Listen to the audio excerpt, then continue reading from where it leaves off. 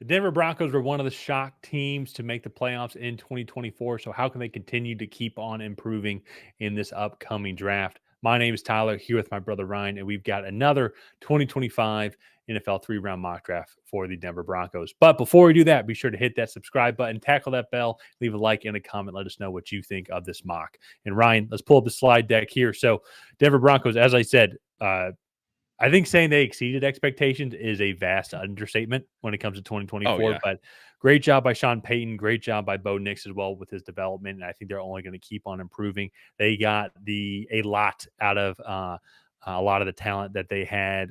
Devon Villay, just for example, here, the undrafted receiver, and he really stepped up. And I do still think that that's going to be an area that they're going to address. And this has been somebody that we've mocked consistently. We've seen a lot of people mock Emeka Egbuka to the Broncos, but I also think too it just kind of makes sense. You go look at Cortland Sutton; he's that outside guy. It's great seeing him finally have a quarterback to throw to him. I think Marvin Mims is kind of that gadget guy that they can move around. That's really explosive. And if you're just looking for a guy that Bo Nix could he could just be the binky for him. That guy he can lean on and it can develop to be a very consistent, solid receiver for him. Emeka Egbuka, he is that guy. Yeah. It's interesting, like saying he's an Ohio State receiver, and like you go look at the people that he was with, and then you go look at the great career that he still had at Ohio State. I know it was a little bit longer because all those guys declared for draft because they were that great, such as Marvin Harrison Jr., Garrett Wilson, Chris Olave, and then I'm even missing somebody else, Jackson Smith and Jigba Yeah. as well. And he was able to play with them and still was able to stand apart.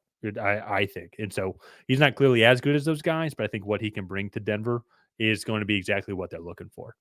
Yeah. I mean, I say this, I think every single time we talk about Jackson Smith or not Jackson, Emeka Egbuka, and that is he just catches first downs. Like at one point in the season, I think over 2/3 of his catches were just for first downs alone. And I think you have Cortland Sutton down the field winner. Marvin Mims is your speed threat. You go get this guy who's just going to be this chain mover in this offense. And he's obviously much more than just like a possession receiver. He can actually run routes and do things. You don't take that guy at 20 overall if all he does is catch first downs, though that's still valuable. But I just think like he is a really good complement. He can play all over the field. He can play in the slot. He can play out wide. He's a good run blocker. Like he can catch in tight windows. He can win contested catches. Just does a lot of things really well. So Yeah, I could also see them going with Luther Burden was on the board. He's a little bit more explosive, a little bit more like Marvin Mims. And then the other one that I could see is Amari Hampton. That one they need a running back in that room. I know they signed somebody, I believe. they haven't. Javonte They Williams moved haven't. That's on, but right. they do still have Jaleel McLaughlin and then Audric Estime as Yeah. well. But they're one of the few teams, and definitely correct me if I'm wrong if you disagree with the Broncos fans, but one of the few teams in the first round which is almost I feel like they're almost for sure skill position player Oh going in yeah. the first round because they're just in that right spot Yeah. of I think guys are going to be available. Maybe they could even move up a little bit if they wanted to. I will say quick correction too. Devon Villay, he was drafted in the 7th round of last year, so not undrafted, but essentially Pretty nearly, close. well, pretty close. So I guess not essentially nearly undrafted because he was technically drafted, but you get my point. So, but I think Yeah. Emeka Egbuka, though, as great as Villay was, I think Sean Payton would love to have Egbuka in there. As you mentioned to Luther Burden, my one thing is like I feel like there kind of would be that overlay with Marvin Mims, so maybe that's why they'd go a different route, go be that guy that's a little bit more consistent down the field. But we'll have to wait and Yeah. see. I wouldn't hate that pick either. And then same thing with Omari and Hampton. So let's move on though now to their 2nd round pick, and then once again very similar here. They did end up signing Evan Ingram in free agency, but I still think you go and get a guy like Mason Taylor here as well. Would be very interesting kind of combination. I would say with Evan Ingram, and they ended up signing him to a 2-year, $23 million deal with $16.5 million guaranteed. So very front end heavy on that contract. So you can still draft Mason Taylor, have him develop. And so I could potentially Yeah. see them going that route. But Ryan, what do you like about Mason Taylor that he would bring to this Denver Broncos offense?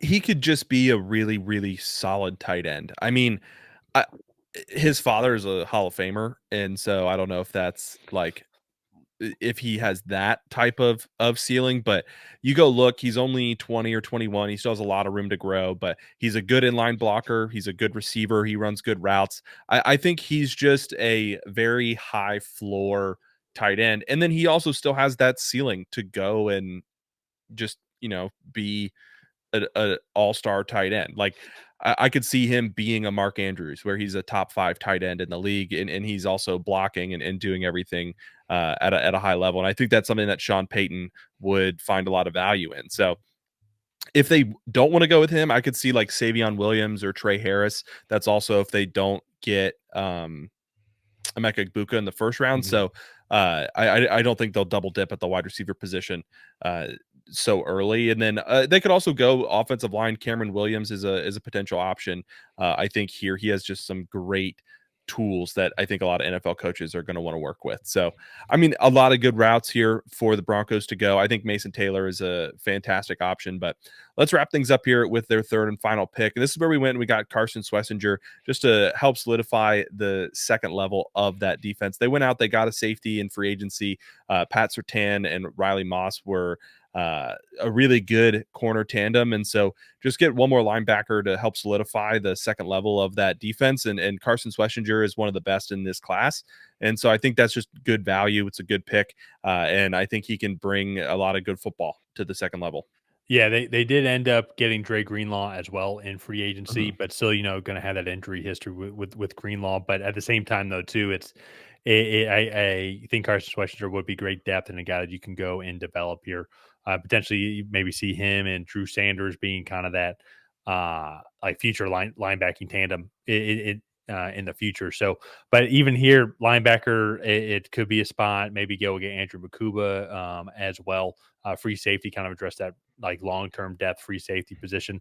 But as you mentioned, they already got Hufunga in free agency as well on a 3-year deal. So maybe they go a different route. I think this position would be kind of more, or this pick is going to be more on the defensive side focus. And there's just going to be a lot of great talent. I think that's going to be around here as well. If I go look at just some other defensive line guys, for example, that were available around this time. They could go get Jordan Birch, who was available. There's some guys like Aeneas Peebles also too, if they want to address the defensive tackle. They were still available on the board here. So I just think defensive position as well, just keep bolstering that defense is going to be something that the Broncos are going to want to keep on doing. And so I think I really like the way that this draft worked out for the Broncos, where they get two really good skill position players that they can develop and provide some good minutes now. But also the two can develop that good relationship with Bo Nix and get in that Sean Payton offense. Just because he's one of the best offensive minds to ever coach the game.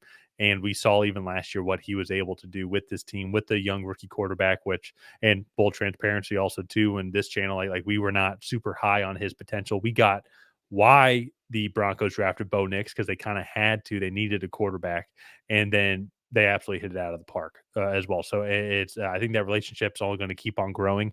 Bo Nix and the Broncos are only going to keep on developing, and so I think I've would be very satisfied as a Broncos fan if they ended up getting Egbuka, Taylor, and then Schwesinger, or another defensive player of their choice in that third round in the first. Yeah, no, I do think I know, like throughout the season, I made comparisons to the Broncos and and like the Patriots and Mac Jones, and I think there were a lot of similarities there, both statistically, and play wise. And so I think the big thing that the Broncos need to avoid is they need to continue to surround Bo Nix with offensive weapons that can go and make plays. And he's already in a much better situation with an offensive minded head coach.